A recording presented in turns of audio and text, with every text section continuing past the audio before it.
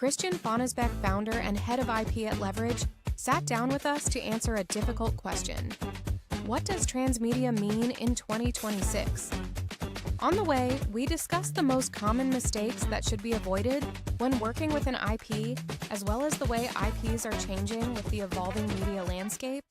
Good morning, I'm Veronica Orciari and welcome to Media Pulse. And with that, let's get into a new episode of Media Pulse. Let's welcome Christian Fonnesbech, founder and head of IP at Leverage. And today, he's going to talk to us about the concept of transmedia, which, as I just said, is one of the main elements of this podcast. Hi, thank you for inviting me. I'm the founder and head of IP at Leverage, and we're a consultancy that helps entertainment companies to. We mainly work with games companies, but we're increasingly working with film companies, and this is our first book fair. So what we often do is we get involved in the creative and strategic development of the actual core content. So who are the characters, who are the world, what is the world, how do these things fit together, what creates the tension to sustain the property across many installments. Does it connect emotionally? Is there something to own, a court of law, or does it look too much like all the other zombies? We have a lot of in games. So we learned a lot about this working with games companies, and then now we're beginning to see crossovers where film companies are asking us, how can this property become a game? What is the difference? And so on.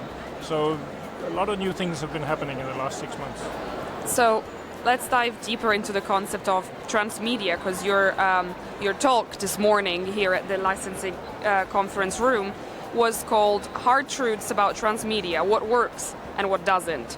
So let's get into the hard truths about transmedia.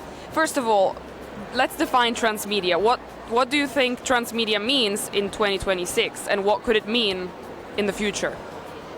Well, you know, as Niels Bohr said, it's difficult to predict anything, especially the future. So I don't want to be too sure about the future.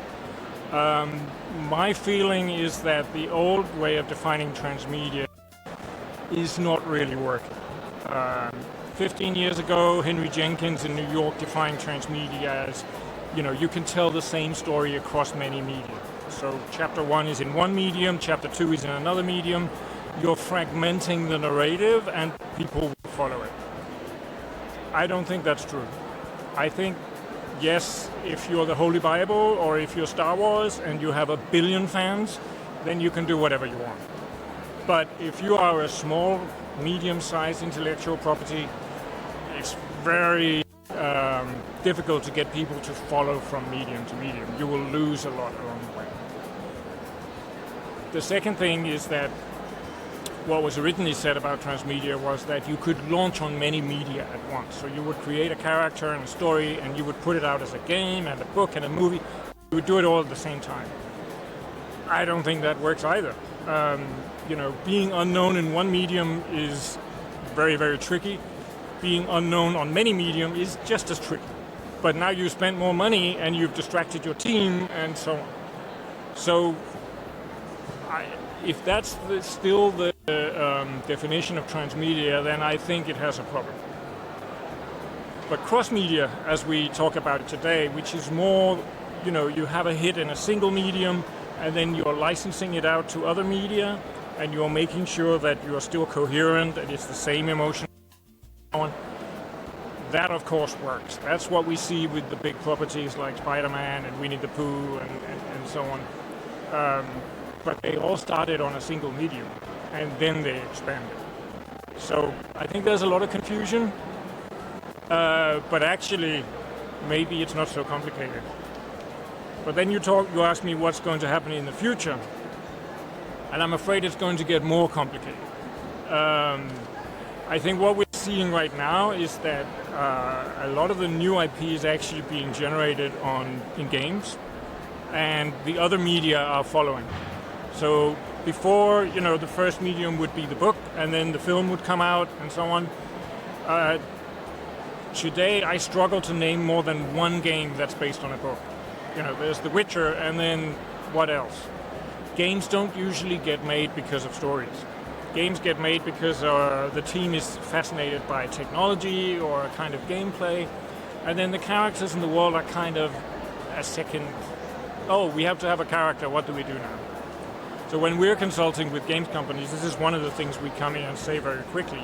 It's not enough to have a good game. You also need to have an IP, and that IP needs to be able to survive as a book, as a movie, and so on. But if that's the way we're going, at least for now, then I think for book publishers and potentially for movie makers as well, now you have to understand what gameplay is. It's not enough to understand characters and stories anymore, because a core part of the emotional experience of playing a game is the gameplay. It's also the character, it's also the world. But I think what we're going to see in the coming years is we're going to see books based on game worlds where the story gives you the same experience that the gameplay gave. And I think that's quite exciting, because I think that's a new kind of storytelling. We've had classic storytelling for quite a while now. I think we can stand a little shake-up.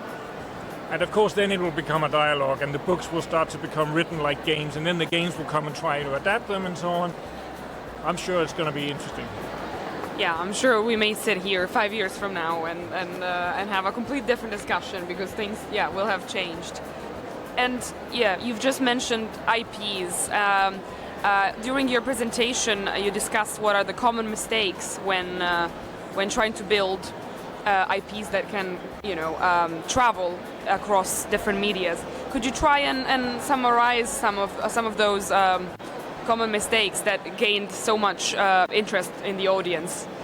Yeah, so we've been consulting on this for 7 or 8 years, and we've worked with 50 to 100 game companies and quite a few film companies now. And we do see the same mistakes being made again and again. So, number one is not character. The IPs, entertainment franchises that survive are overwhelmingly centered on a single character. And of course that character, it's not enough to have a character, that character has to be unique. And that's the second mistake we see a lot. It's a zombie, it's a knight, it's a World War II soldier. There are quite a lot of zombies and knights and World War II soldiers, and the law is very... If somebody else has made it before, you don't own it. So that's sometimes a wake-up call, right? That developing the tentpole character needs to be a focused effort. It's not just an accident that happens. And then comes the tricky part, because this character, not only does it have to be unique, it also has to connect emotionally. And preferably it should connect emotionally in a way that nobody else has connected emotionally. You cannot do Hello Kitty again. You cannot do Spider-Man again in a different costume. It has to be a new emotional conflict, and that conflict has to stand out in the market. It has to be interesting, all these things. So, I think that's the core of it. It's developing that tentpole character both for originality, emotion, and legal protectability. And then, of course, there's a number of different things we see, such as copying the world. In games which are very often inspired by Dungeons and Dragons, and which was very inspired by Tolkien, we see endless fantasy worlds with orcs and lost forests and so on. And it's not good enough. Your world needs to be unique. You need to only get this emotional experience when you come to this IP. So this is actually a big part of our job, is to continue to challenge the teams until they push in and create something that stands out and connects and can be protected. It really mostly boils down to these 3 questions. Does it stand out in the market? Does it connect emotionally in an interesting and new way? And can you protect it in a court of law? Because if you can't protect it, it has no value. One last question, again, to close up on the concept of IPs. You mentioned that IPs are changing, or better, like what makes an IP successful is changing. And you brought up the example of Iron Lung, which I found particularly interesting to be sort of like element of discussion, even though in the end you did say that the main cores of IPs are staying the same. So how of successful IPs are staying the same. So how does that work? What is staying the same and what is changing? Well, I think what we see with Iron Lung is actually that the distribution system is changing, because Iron Lung was a small computer game that suddenly sold, $30+ million in a week in American cinemas. The reason that happened is that it was made by a streamer called Markiplier who had 38 million followers, and they all went to see what was the movie Markiplier made. So I don't think the IP was very important there. What was important was the distribution system and the awareness that he had. But I don't think actually that the core tenets of what makes an IP will change. I think it's going to be character-centered. I think it needs to connect emotionally in an interesting and unusual way, and it needs to be ownable in a court of law. I think the biggest challenge we have is that AI is now making it easier to make content. But as an IP man, I would not be worried about that. I think we will get better curation. We will get AI controls going out and controlling if anybody has copied your IP. So I would not worry about that. There's content, but that just means that the really strong IPs are going to be more valuable than ever, because there's going to be so much mediocre stuff just coming out everywhere. So I still think that the people who are really good at making something original, emotionally, and standing out, they will still have the strength.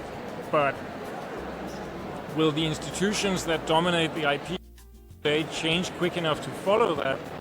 That's of course another question. Will book publishers be able to change their ways? Will film or games? I mean, games are under just as much threat from TikTok and Roblox as books are. So things are definitely changing, but at the same time, I do think the core will stay the same. Thank you, Christian. Thank you for following us, and I hope to see you in the next episode of Media Pulse. You've just listened to The Deep Media Pulse, Decoding Brand and Content Evolution, a video podcast powered by Licensing Magazine and Animation Journal. Thank you for listening, and see you in the next episode.